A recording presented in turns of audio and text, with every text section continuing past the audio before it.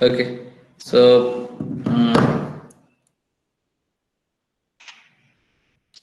finally, we have just discussed what is MLE, and map estimation, and intuitively understood those things, how to put that intuition of bringing beliefs into the modeling using prior. We have seen that, and we have taken a very simple example where the prior was like beta distribution, and the beta distribution is like somewhere having the same parametric form like likelihood, and finally we get some posterior distribution that is also beta, right?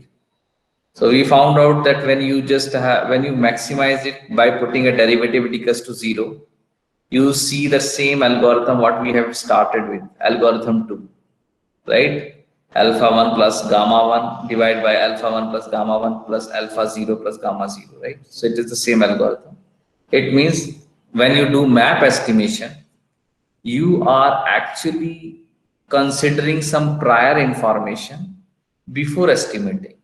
When you do MLE estimation, you are only considering your information from the data. No prior information is added to it, right? This is the major difference. And from here onwards, we will bring all these things into a application of machine learning algorithm, and we will be doing it several times. So no, don't get scared or confused like this is the you have a plenty of opportunities to get clarification over the next algorithm over in the coming few lectures. Okay, so far, like in basic general technique, what we do, we try to find out a decision boundary in classification, and based on the location of a sample, whether it is a down or up of a hyperplane, we say that it belongs to class A or B. So in general, if you ask me, there are two, you can divide your problem of classification into two phases, right? First is inference and the second is decision. What inference says,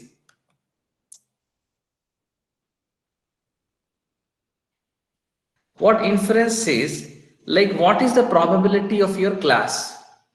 What is the probability of your class CK, right? Given your X.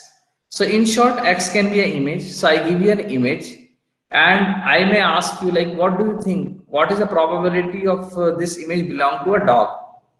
Or what is the probability of this image belongs to a cat? So in that case, you are doing you are just running some algorithm of over your input, and that algorithm will give you some probability, right? This probability is known as inference here. So once you get a probability of belongingness of input to certain class, this belongs to an inference problem, right? So you are inferring like what is the probability of a class to this of a class on this sample. You may get like, if it is a binary classification problem, so you get some probability for belonging to a dog. Let's say it is a dog class, and then you similarly you get some probability of belonging to the cat class, right? Given the image.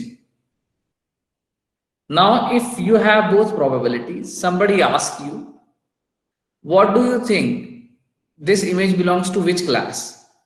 If your dog probability is greater than, if it is greater than cat class, then you say that my X belongs to a dog. Why we say that it is greater than? Because we have seen that if the probability is greater than all other probabilities, then it is an optimal decision. We have just proved it in our previous lectures, right? We have done it. So I don't want to bring all those discussions here, but we have found out that optimal decision always goes into the favor of a higher probability class. So in inference, you found out that you are just finding out the probabilities of belongingness to the classes. And then in decision, it may be possible that if your loss function is equal, then you just directly say that you just belong to the higher class. This sample belongs to the higher class probability. But if you have some additional loss function, for example, we had taken an example of cancer and non-cancer normal patient, and we found out that we can't afford to declare a cancer patient as a normal patient. So we have taken a very high cost on that. And in that case, decision boundary will shift towards into the region so that it will accommodate no compromise on this error, right? Because the cost will be very high. So this is all we have discussed all. So inference is just finding out the probabilities, and then decision is just bringing the loss function into it and try to find out where to put the decision boundary so that your expected loss will be minimized, right? So there are two stages, inference and decision. And there are three different methods basically for that. First is generative models. The second is discriminative models. And the third is discriminant function. So let's see like one by one what is generative models. So in generative models, you need to find out the probability of belongingness to or belonging to some class, right? So it is belonging to some class, right? So in generative modeling, what you do, you have three things to do. First, you find out what is the prior probability of a class, CK, right? Then you find out what is the likelihood of a class. So it is probability of X. No, so just a minute.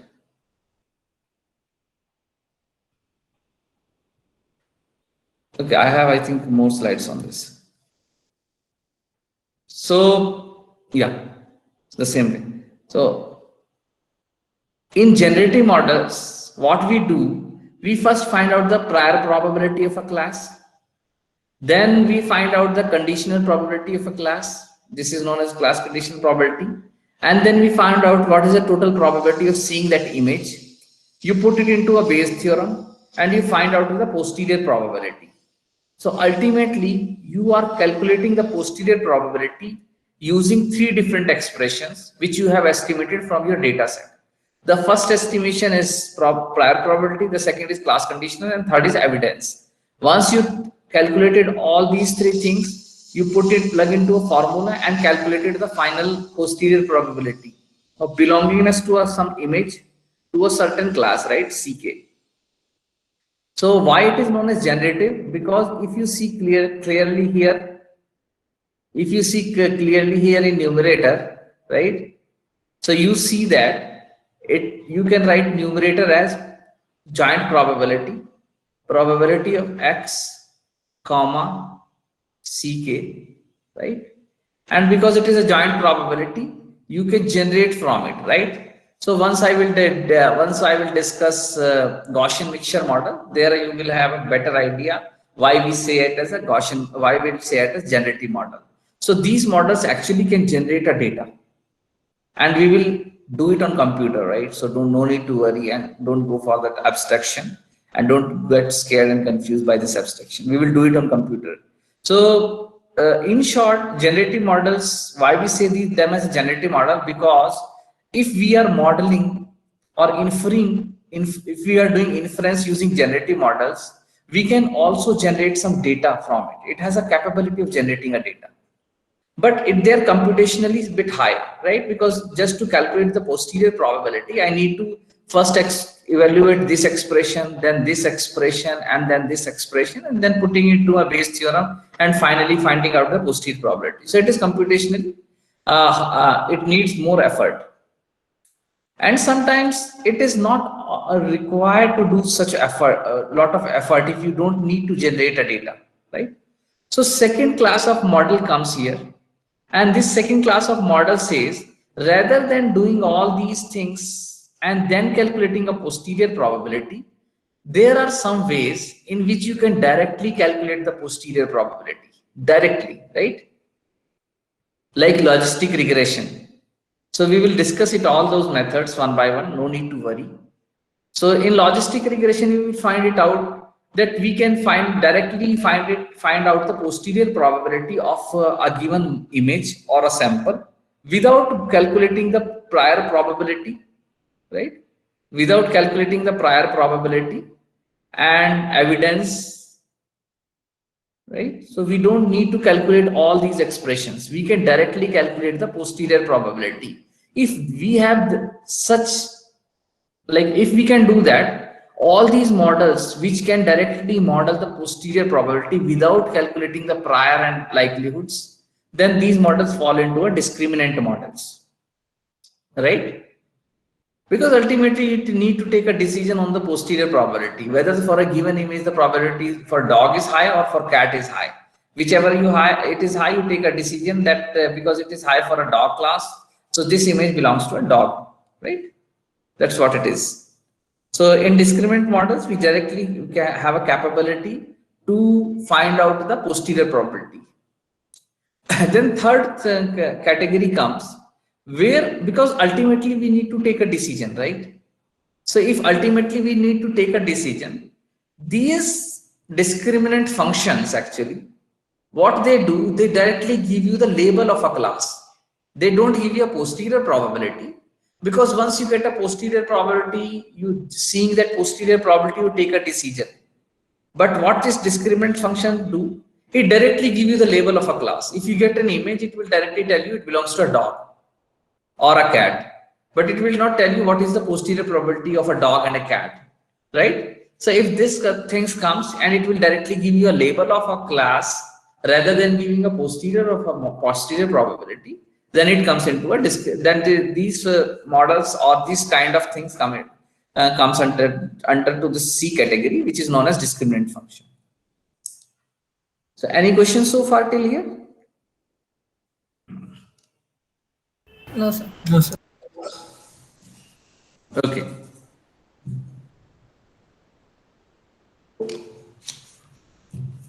Fine. So if you don't have any questions, let's go ahead. So, but you may say, you may find it quite like attractive, this C class where where this discriminant functions, because you don't need to calculate the posterior probabilities and you're directly getting a label, right? But there are few reasons why we need to calculate a posterior probability, either using generative models or either using discriminative models, right? So not always discriminant functions are required, and we have a number of reasons where we need a posterior probability. First is minimizing risk, right? So let's say I have some loss matrix, right? You remember that patient, cancer and non-cancer. So if things are correctly classified, we don't have any loss. But if they are incorrectly classified, we have some different losses, right? So it was 1000. So it was cancer, it was normal. So if cancer patient classified at normal, then it is very heavy. And this was a matrix, right? So what we do, if we found out that this is a loss matrix, and then we minimize the expected loss, right? Once we minimize the expected loss, we frame a decision boundary, right? Because once we frame the decision boundary, we freeze this decision boundary and we started using discriminant functions. So if this I given a x, if x falls here, it say it's a normal, and if x falls here, it say it's a cancer. So it doesn't tell me any posterior probabilities. It will directly give me the label of a class. But what if I have this decision boundary only comes when I minimize the expected loss using this loss matrix. But what if my loss matrix keep on changing? Then every time it changes, I need to find out my decision boundary, because I need to minimize the expected loss. And expected loss, how it was, if you remember, it was like loss multiplied by posterior probability PCK given matrix X, and loss was for a given C, you are for a given K, you are classifying it as J, right? So it was sigma over K.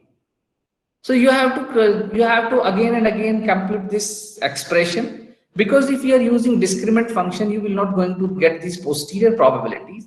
And if you are not going to do this posterior probability, you need to redo everything again. So in case of discriminant functions, you need to redo everything again. But if you are doing the either generative model or discriminative model, you always you always know what is your posterior probability. And the moment your loss matrix will change, you don't need to recompute your posterior probability because they are fixed. Only the loss matrix will keep on changing. And if this change, you just recompute your decision boundary by putting into this expression, and hence things will be easy for you. Right?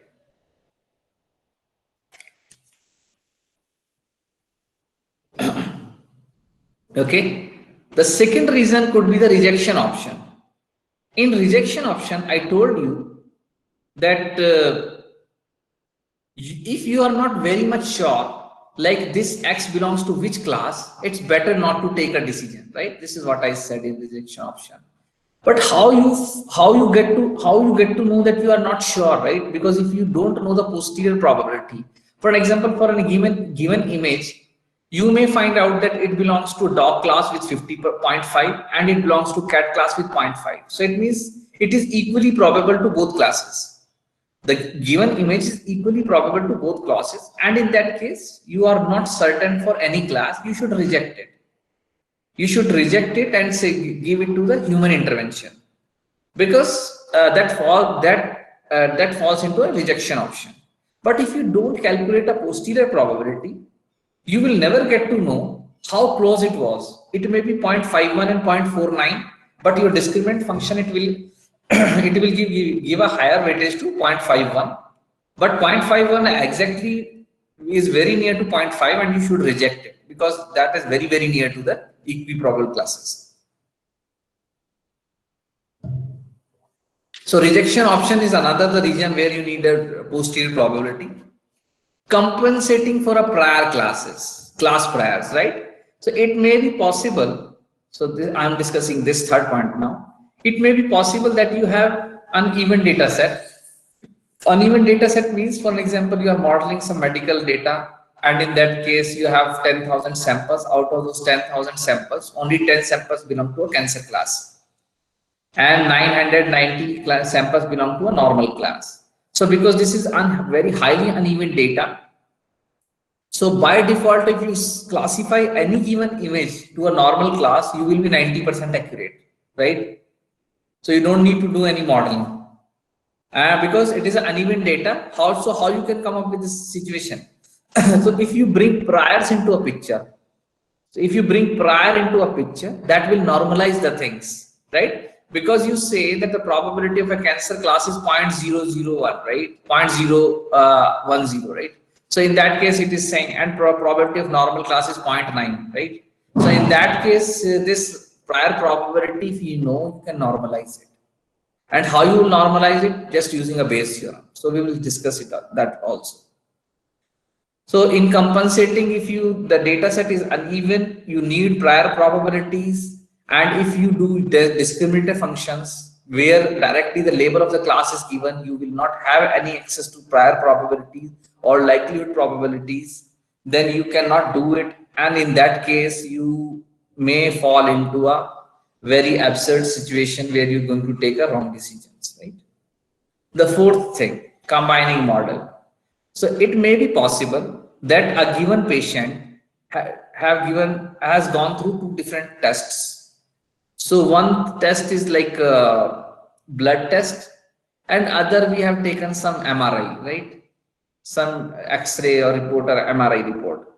So if that is the case, we assume that given a class, given either he's a normal or a cancerous patient, these two things are independent, right? So the report of a blood report will not get changed given a cancer patient, and the blood report, the MRI report will also not change once you freeze the patient. For example, I freeze that this is patient X. So whether patient X go before for a blood or for a MRI, the result will not deteriorate once I freeze the patient. So it is known as conditional independence.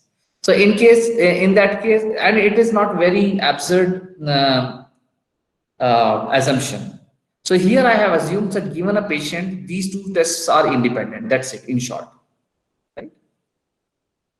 Now, because you are having two different models, what you can do, you first calculate the posterior probability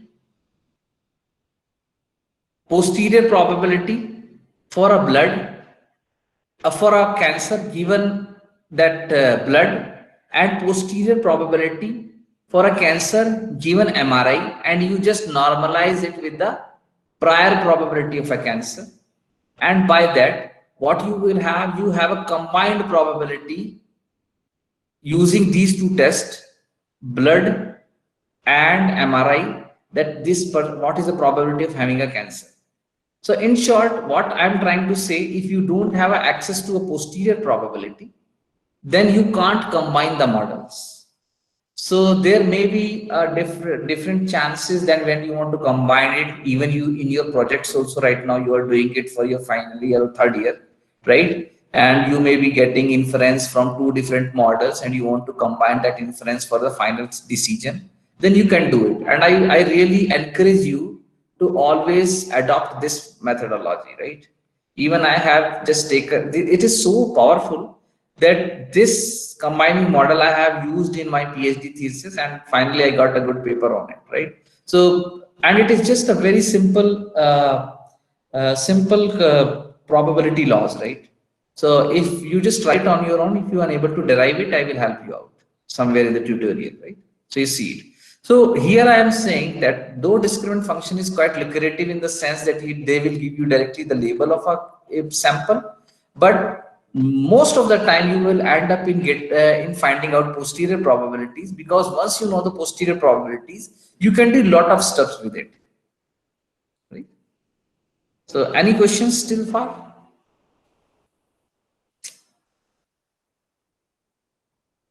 Yeah, please write yes or no so that I get to know like everybody's awake here.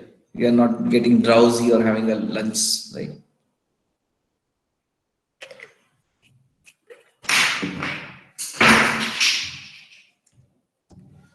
Fine. Okay.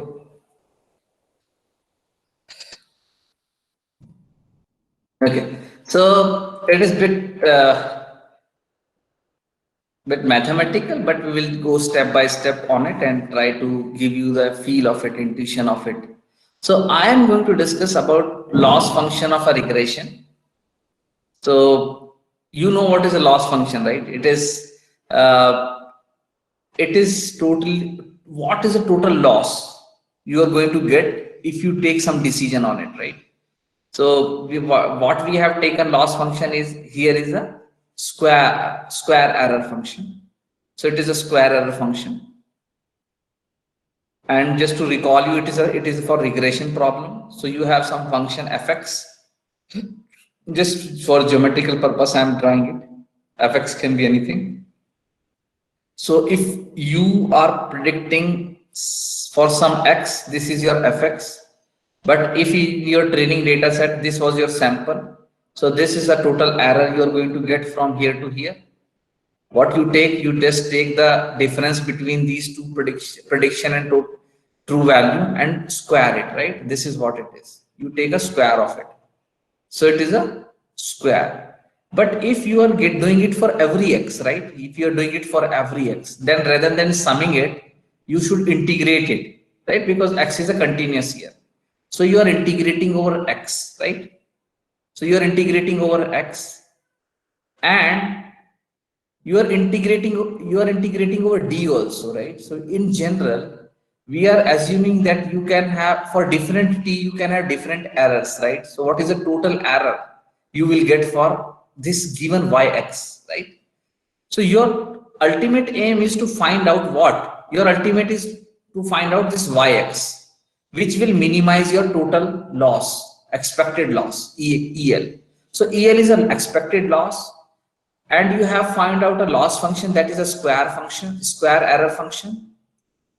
Here, the ultimate aim is to find out what? Yx, right? What is the Yx?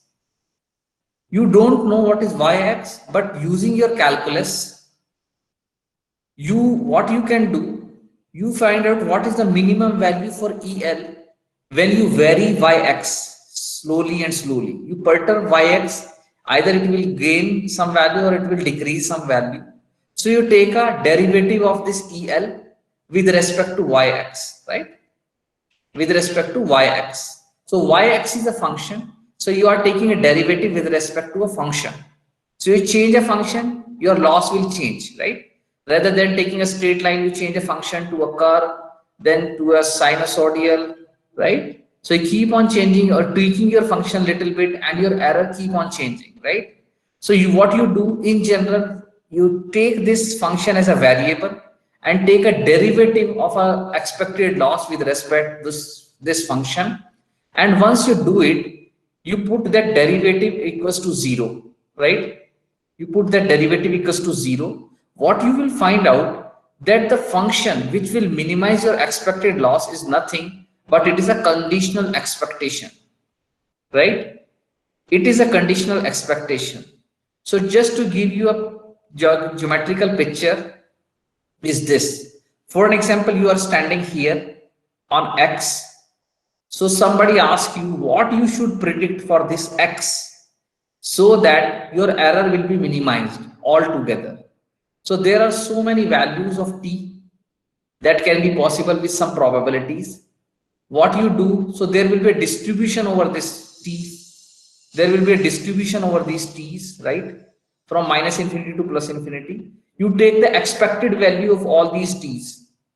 Let's say if it was a Gaussian, so you take an expected value, it means you find out where is the mean of this, for this particular X, for this given X, what is the mean of for T. So if this is a mean, you say for this given X, I will predict the mean of the T. Now you are here, this is your new X, you will get again infinite values of T, you get a distribution over these T's and find out where is the mean, where is the expected value of these T's. And if it is a Gaussian distribution, this means, let's say somewhere here, then you say that for this given X, I will predict the expected value for a T. It is a conditional expectation because X is freezed. So for a given X, for a given X which is sitting here, you are taking an expectation. If you change your X, right, your expectation will change, right? So it is a conditional expectation. Geometrically, is it clear to you? Yes or no?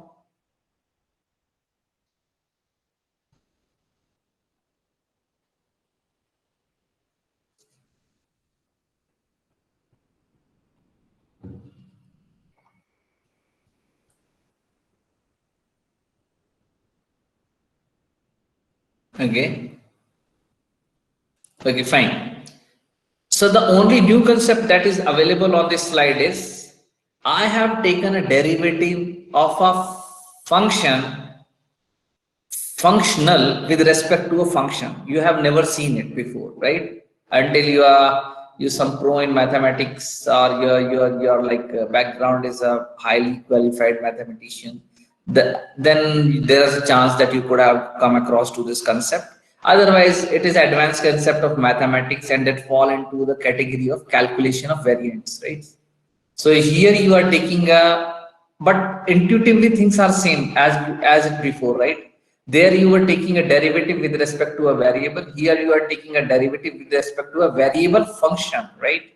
So function is a variable here, and it is known as a calculus. So we will talk somewhere here, but it is intuitively I have added it. So you found out that the function which will minimize your expected loss is nothing but it is a conditional expectation of your target variable for a given X. Just to confirm, I want to ask some questions here, right? And to find it out who is there with me. Lokesh, Anjuru Lokesh, are you there? Yes, sir. Okay. So what are the things that I'm trying to convey here? Like what is the ideal yx for me?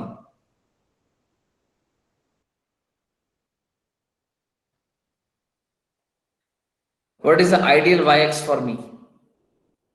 Anybody voluntarily want to give? Akhtar, Parvez, are you there?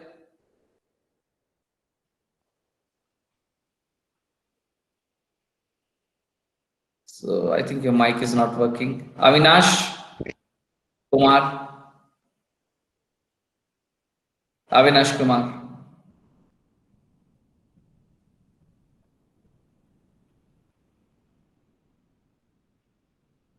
Bhavya Tripathi. Bhavya Tripathi.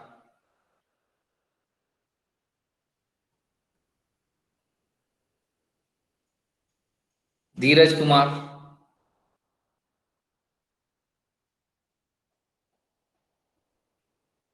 So what is the ideal yx for me? Any volunteer in the class? It is written, I have already explained it. So any volunteer in the class want to just say. For a given x, if we take a mean of all the possible values of t's, then it would be an ideal Very y good. value. Very good. So, though you are repeated it, but I am happy that you have just reconstructed all those statements. So, now if you just keep on changing x, so your mean will, conditional mean will keep on changing, right? So, conditional mean will keep on changing. And if you just connect all those means, you will get some function. And that function is known as yx, right? Because for every x, there is a different mean, right? And if you connect all those means, so you will get somewhere curve, not always ideally, but just to construct it geometrically. So if you connect all those means, it will construct a function, a curve, something like that. So that yx is your ideal function, right? So remember that for a loss square function, the ideal function that will minimize your expected loss is nothing, but it is a conditional expectation of a target variable, and the conditional expectation over what? Your input variable x, right? Let's say alternatively you want to prove it and you don't know calculation of variance. Then there is alternative way. If somebody told you that the ideal function is nothing but it is a conditional expectation to minimize this expected loss. So what you know, this is your expected loss. You just want to prove that expected loss can only be minimized when yx is conditional expectation. So please, if you don't understood previous slide, you should focus on this slide. It is giving you the same intuition what I tried to give you in the previous slide. So you want to minimize what? Expected loss. And I told you in the previous slide that expected loss can only be minimized for the square function, sum of square function, when yx is nothing but it is a conditional expectation. What you do, you just take a square function here, you subtract and add this conditional expectation, right? It will not harm anything because it will cancel again. You add and subtract this conditional expectation, and what you do, then you just open it like a plus b square, right? So here, what is this? Take it as a and take it as b, and then what you do? A square, this one, b square, this one, and then it is plus 2ab, right? So this is plus 2a and b, right? So it is a plus b square formula, simple. Now what you do, so you have rewritten y sum of square function into this shape, into this form, right? This is the only thing that I have done. So you have rewritten yx minus t square into this form, right? This is how you have rewritten. And in expected loss, what you wanted to do? You wanted to integrate over x and t, right? There are two integrals. So what you do, you just integrate over t. So you integrate this whole function over t. and right, so you are integrating over t. So you're using this integration. You rewrite this pxt as a chain formula. So you write it as p t given x, pt given x into px, right? Into px. Then it will come here as it is, and then by dx and dt and dx, right? So I just want you to integrate over t only. So don't touch x. So when you integrate over t, so what you will find it out. So it is very easy to show, and I don't have a ways to rewrite here. So if we would be in a class that I could have done it on a blackboard, but I will try to give you some lecture notes on it, and you can drive it on your own. It's just a calculus. So once you integrate over t, what will happen? These cross terms will get cancelled, and only thing left is this first term, right? And this second term, right? This second term. What was the variable here? What I wanted to change to minimize the expected loss? Didi, Geeta, Krishna, are you there? Quickly, yes or no?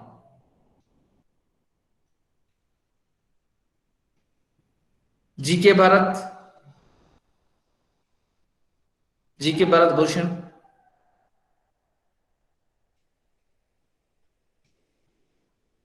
Yes.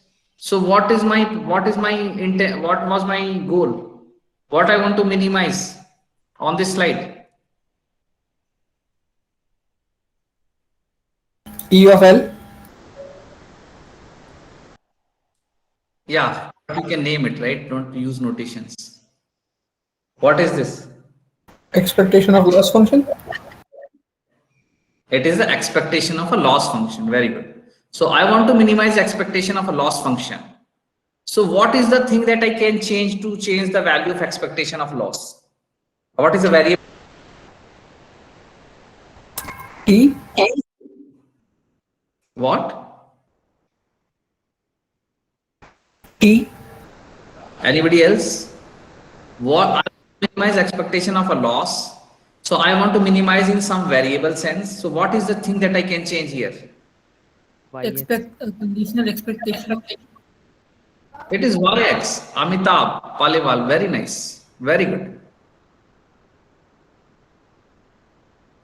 So the thing that I can change here is Yx. Only Yx. So T was given in a data set, right? And it is a probability distribution over T and X. The only thing that I have in my hand is Yx. What was the function that I was fitting, right? The function that I was trying to fit.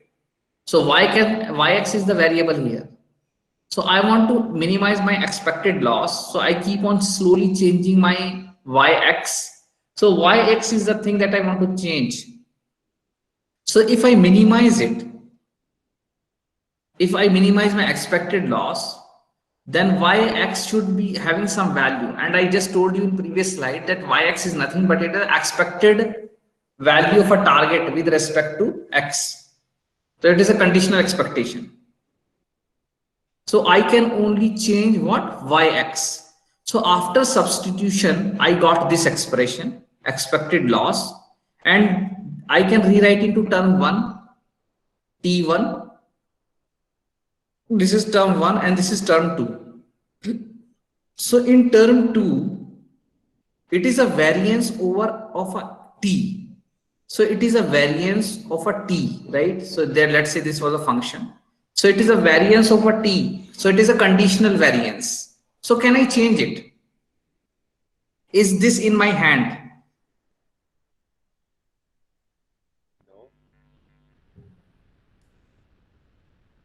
In term 1, can I change the term 1? Is there something in my hand? Anybody can unmute and just say to me. Yx is the only thing that can be changed in term 1. Very good. Very good. So in term 1, Yx can be changed. So what should I do to make term 1 to 0? Because my intention is to make this EL minimum, right? So either I can make it negative, or if I cannot make it negative, at least I should make it 0, because it is an integral over a square function. So squares can never be negative, right? So integral over a square function can never be negative.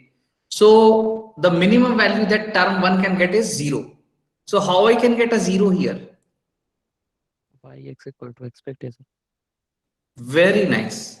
So if I put yx equals to expectation, so if I put conditional expectation yx, so it will cancel this expectation and it is reduced to 0. So term will go away. And the only thing that left is term 2. And what it say, it is a conditional variance. It is a conditional variance over x for a target variable. It means how much t is scattered originally. So for a given x, how much t is scattered, whether it's scattered from infinity to minus infinity to plus infinity, or it is just a single value, right? So this is not in my hand. It is actually an original characteristic derived into a data set when I have recorded it. Do you understand this statement? So variance of a target variable for a given x is not in my hand, because I could have recorded my data set from somewhere, and the value, fluctuating value for a given x can be something, right? So for example, if I'm recording a height for you, so I have taken you, I called you, I started measuring your height using some tool, but that tool is sometimes giving me 5 feet and then 7 feet, then 6 feet, and I cannot have any control on it. So I keep on recording that thing. So once I record it, I have a data set in my computer, pen drive or hard disk, right? So I don't have any control over that variance, because the moment I had recorded it, it comes inherently into the data set. So I cannot change it, right? Do you agree with me or not? Or do you have any confusion here? Yes or no?